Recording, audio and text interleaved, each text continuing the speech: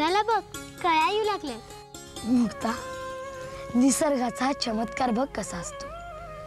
इवलस तू रोप लावलं होतस, आज त्याला कळ्या आल्या, उद्या ते उमलतील, त्याची फुलं होती, ती फुलंच आपल्याला विचारतील मला देवाच्या चरणी वाहणार आहे का मी असंच निर्माल्य होण्यासाठी सुकायचं।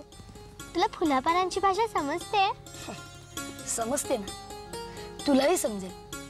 अवघा निसर्ग आपल्याशी बोलत असतो, आपण संवाद साधला की तेही आपल्याशी सलगी करतात। तुला इतकं सगळं समजतं तर सांग, बाबा पैठणला कसलं शुद्धीपत्र आणायला गेले रे? आपल्या मनाची भावना शुद्ध करायला। मुक्ता, कोणीही शुद्ध किंवा अशुद्ध असत नाही,